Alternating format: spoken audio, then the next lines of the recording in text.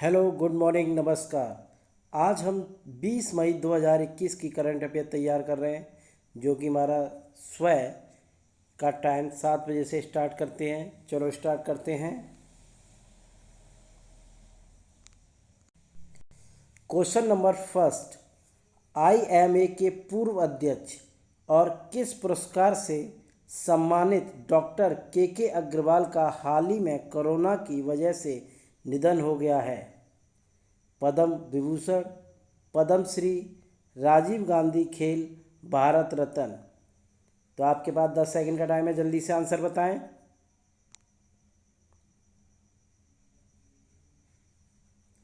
किस पुरस्कार से सम्मानित थे डॉक्टर के अग्रवाल, जिनका हाल ही में निधन हो गया कोरोना से? किससे थे? पद्मश्री सम्मान, पद्मश्री पुरस्कार से। इंडियन मेडिकल एसोसिएशन आईएमए के पूर्व अध्यक्ष और पद्मश्री पुरस्कार से सम्मानित डॉक्टर के अग्रवाल का हाल ही में 62 साल की उम्र में कोरोना की वजह से निधन हो गया है। उन्हें वर्ष 2010 में पद्मश्री से सम्मानित किया गया था। उन्होंने वर्ष 1979 में नागपुर यूनिवर्सिटी से एमबीबीएस की पढ़ाई पूरी की थी। Question number second. 39 वर्षीय किस व्यक्ति को हाल ही में पाकिस्तान के नए राष्ट्र सुरक्षा सलाहकार के रूप में नियुक्त किया गया है? मोहम्मद हाफिज, मोहिद यूसुफ, मोइन अली, अली महमूद।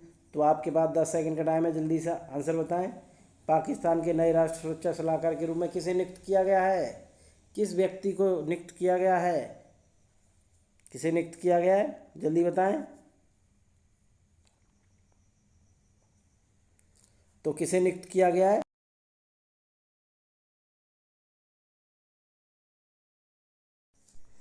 39 वर्षीय मोहिद यूसुफ को हाल ही में पाकिस्तान के नए राष्ट्र सुरक्षा सलाहकार के रूप में नियुक्त किया गया है।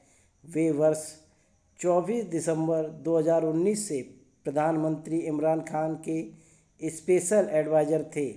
Moeed Yusuf United states institute of peace में एशिया सेंटर के वाइस प्रेसिडेंट रह चुके हैं। Question number third. जल जीवन मिशन के तहत केंद्र सरकार ने हाल ही में देश के कितने राज्यों के लिए 5,968 करोड़ रुपए जारी किए हैं? 7 राज्यों के लिए, 10 राज्यों के लिए, 15 राज्यों के लिए, 22 राज्यों के लिए। तो आपके पास 10 सेकंड का टाइम है, जल्दी से आंसर बताएं। कितने राज्यों के लिए 5,968 करोड़ रुपए जारी किए हैं? जल्दी से आंसर बताएं। तो कितने राज्यों के लिए किए हैं? 15 राज्यों के लिए। कितने? 15 राज्यों के लिए। जल जीवन मिशन के तहत केंद्र सरकार ने हाल ही में 15 राज्यों के लिए 5,968 करोड़ रुपए जारी किए हैं, जबकि बाकी 17 राज्यों और केंद्र शासित प्रदेशों को राशि जारी करने के लिए प्रस्ताव भेजा गया है। यह इस वित्तीय वर्ष में जारी की जाने वाली 4 किस्तों से पहली किस्त है। Question number 4। निम्नलिखित में से किस शहर में स्थित राष्ट्र आधुनिक कला संग्रहालय ने हाल ही में audio visual guide app launch किया है? हैदराबाद, पुणे, चेन्नई, नई दिल्ली। तो आपके पास 10 सेकंड का टाइम है, जल्दी से आंसर बताएं। जल्दी बताएं आंसर। कहाँ पे लॉन्च किया गया है? किस शहर में किया गया है? तो कहाँ पे किया गया है? नई दिल्ली में। कहाँ पर? नई दिल्ली में। नई दिल्ली में स्थित राष्ट्रीय आधुनिक कला संग्रहालय ने हाल ही में NGMA का audio visual guide app launch किया है, जिसके द्वारा संग्रहालय के दर्शकों के लिए गैलरी में प्रदर्शित बहुमूल्य भारतीय आधुनिक कला से संबंधित उपाख्यानों और कहानियों को कहीं भी सुनाया जा सकता है। Question number 5। जनजातीय मामलों के मंत्रालय और किस कंपनी ने जनजातीय स्कूलों के डिजिटल ट्रांसफॉर्मेशन के लिए समझौता विज्ञापन पर हस्ताक्षर किए हैं? Google, Facebook, Microsoft, Twitter. तो आपके पास 10 सेकंड का टाइम है, जल्दी से आंसर बताएं। जल्दी बताएं आंसर। तो समझौता विज्ञापन हस्ताक्षर किए हैं किस जनजाति मामलों के मंत्रालय और किस कंपनी ने किए हैं? माइक्रोसॉफ्ट कंपनी ने। किसने? माइक्रोसॉफ्ट कंपनी ने। माइक्रोसॉफ्ट और जनजातीय मामलों के मंत्रालय ने हाल ही में जनजातीय आश्रम जैसे स्कूलों के डिजिटल परिवर्तन करने के लिए संयुक्त पहल को लेकर समझौता विज्ञापन पर हस्ताक्षर किए हैं, जिसका उद्देश्य आर्टिफिशियल इंटेलिजेंस सहित अगली पीढ़ी की डिजिटल तकनीकों में शिक्षकों और छात्रों को हुनरमंद बनाना है। क्वेश्चन नंबर 6, हाल ही में किस मंत्रालय ने कोरोना काल में वृद्धजनों के लिए toll free helpline Elder line शुरू किया है? खेल मंत्रालय ने, सूचना प्रसारण मंत्रालय ने, विज्ञान मंत्रालय ने, सामाजिक न्याय और अधिकारिता मंत्रालय ने। तो आपके पास 10 सेकंड का टाइम है, जल्दी से आंसर बताएं, जल्दी बताएं। किस मंत्रालय ने स्टार्ट किया है? फ्री हेल्पलाइन एल्डर लाइन शुरू की किसने किया है? किस मंत्रालय ने किया है? तो किसने किया है? सामाजिक न्याय और अधिकारिता मंत्रालय ने। हाल ही में सामाजिक न्याय और अधिकारिता मंत्रालय ने कोविड महामारी के दौरान वृद्धजनों की समस्याओं को दूर करने के लिए टोल फ्री हेल्पलाइन और एल्डर लाइन 14,567 शुरू किया है। यह सुविधा अभी देश के 5 राज्य उत्तर प्रदेश, मध्य प्रदेश, राजस्थान, तमिलनाडु और कर्नाटक में है। जल्दी यह पूरे देश में शुरू हो जाएगी। क्वेश्चन नंबर 7, हाल ही में किसने उच्च शिक्षा विभाग के साथ मिलकर भारतीय भाषा को सीखने का ऐप बनाने के लिए इनोवेशन चैलेंज शुरू किया है? नीति आयोग, गूगल, फेसबुक, माया गाँव। तो आपके पास 10 सेकंड का टाइम है, जल्दी से आंसर बताएं। इनोवेशन चैनल शुरू किया है उच्च शिक्षा विभाग के साथ मिलकर। किसने? माया गाँव ने। भारत सरकार का नागरिक से जुड़ने का मंच माया गाँव ने हाल ही में उच्च शिक्षा विभाग के साथ मिलकर भारतीय भाषा को सीखने का ऐप बनाने के लिए इनोवेशन चैलेंज शुरू किया है। यह इनोवेशन चैनल भारत की सांस्कृतिक विविधता को बढ़ावा देने के प्रधानमंत्री के सपने को आगे ले जाना का लक्ष्य है। क्वेश्चन नंबर 8, निम्न में से किस विभाग के सचिव श्री आशु प्रकाश ने हाल ही में नेटवर्क सिक्योरिटी पर एक ऑनलाइन सर्टिफिकेट पाठ्यक्रम का उद्घाटन किया है? विज्ञान विभाग, शिक्षा विभाग, नीति विभाग, दूरसंचार विभाग। तो आपके पास 10 सेकंड का टाइम है, जल्दी से आंसर बताएं, जल्दी बताएं आंसर।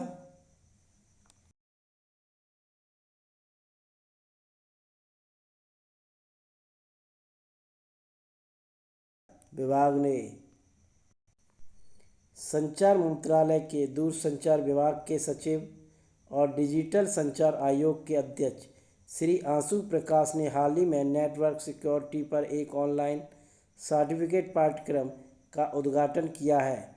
यह पाठ्यक्रम का आयोजन प्रशिक्षण संस्थान national telecommunication institute for policy research innovation and training NTIPRIT द्वारा किया गया है।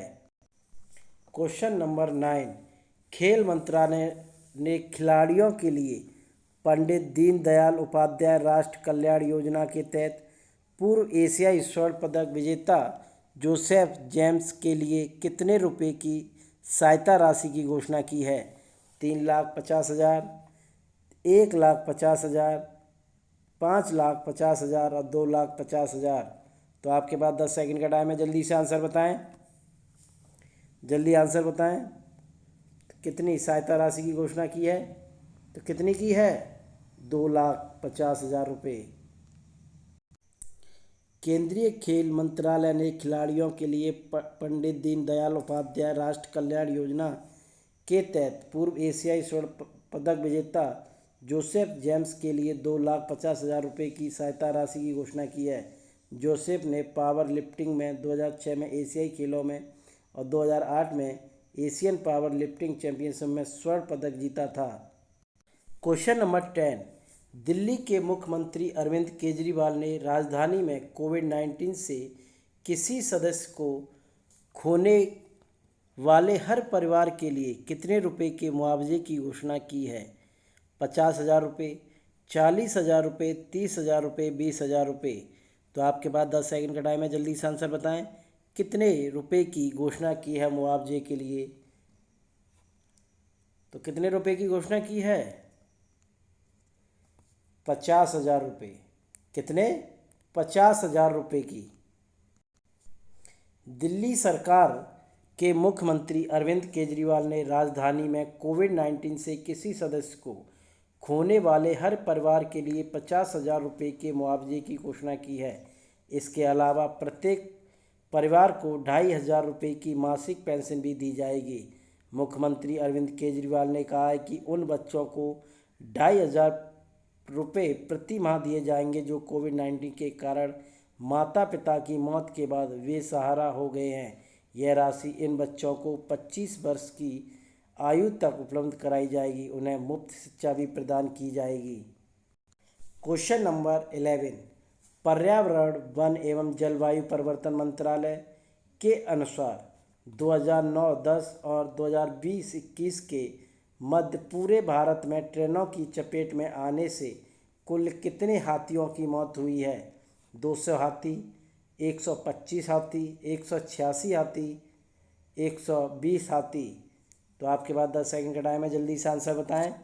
कितने हाथियों की मौत हुई है?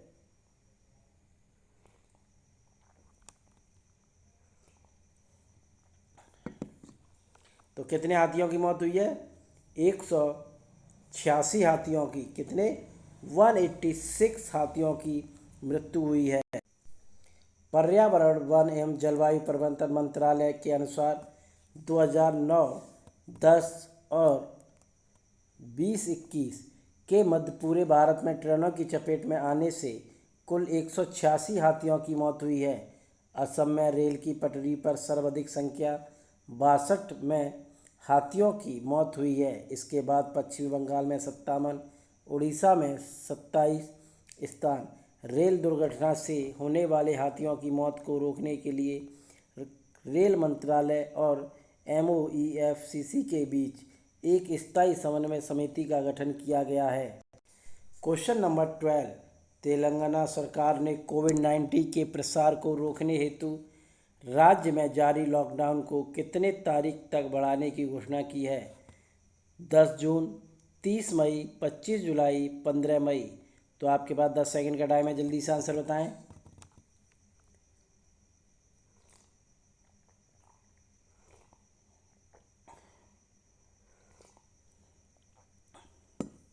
तो कब तक बढ़ाने की घोषणा की है? 30 मई। कब तक? 30 मई तक। तेलंगाना सरकार ने 18 मई 2021 को कोविड-19 के प्रसार को रोकने हेतु राज्य में जारी लॉकडाउन को 30 मई तक बढ़ाने की घोषणा की है। मौजूदा लॉकडाउन के दिशा निर्देशक और प्रतिबंध लागू रहेंगे, जबकि सुबह 6 बजे से 10 बजे के बीच सभी गतिविधियों के लिए अनुमति रहेगी। तेलंगाना में 18 मई को कोविड-19 के 3,982 नए मामले सामने आए हैं। क्वेश्चन नंबर 13, विश्व एड्स वैक्सीन दिवस निम्न में से किस दिन मनाया जाता है? 12 मार्च, 18 मई, 25 जुलाई, 30 जनवरी। आपके पास 10 सेकंड का टाइम है, जल्दी से आंसर बताएं।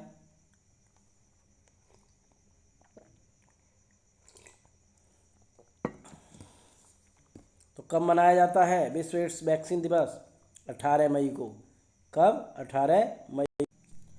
हर साल 18 मई को विश्व एड्स वैक्सीन दिवस मनाया जाता है। इस दिन को HIV वैक्सीन जागरूकता दिवस के तौर पर भी संबोधित किया जाता है। इसका मकसद HIV संक्रमण और एड्स की रोकथाम के लिए HIV वैक्सीन की ज़रूरत के सिलसिले में जागरूकता बढ़ाने की तरफ होता है। पहली बार विश्व एड्स वैक्सीन दिवस 18 मई 1998 को मनाया गया था। क्वेश्चन नंबर 14, पूर्व रक्षा राज्य मंत्री व भाजपा के किस वरिष्ठ नेता का लंबी बीमारी के बाद 18 मई 2021 को जम्मू में निधन हो गया है? राजीव सातव, रवनीत सिंह बिट्टू, उदित राज, चमन लाल गुप्ता। तो आपके पास 10 सेकंड का टाइम है, जल्दी से आंसर बताएं, जल्दी बताएं आंसर।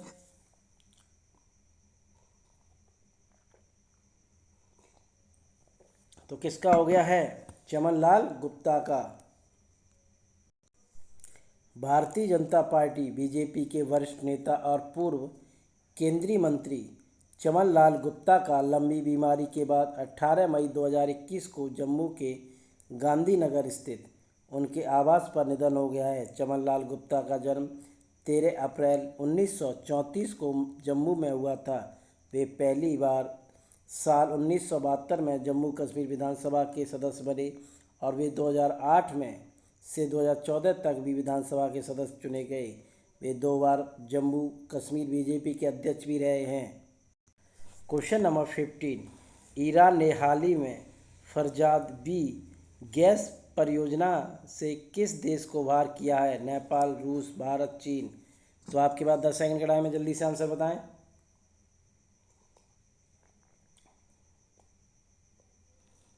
तो किसे किया है? भारत को। किसे? भारत को।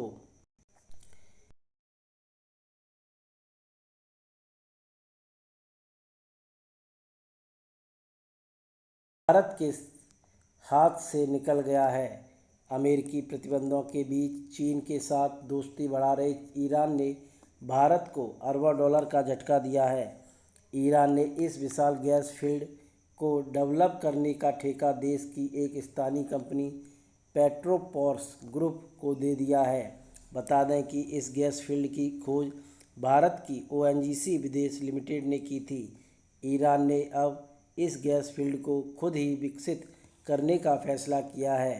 क्वेश्चन नंबर 16, कोरोना संक्रमण के चलते भारत के किस पूर्व तेज गेंदबाज का हाल ही में निधन हो गया है? राजेंद्र सिंह जडेजा, आरपी सिंह, जवाहरलाल श्रीनाथ, वेंकटेश प्रसाद। तो आपके पास 10 सेकंड का टाइम है, जल्दी से आंसर बताएं।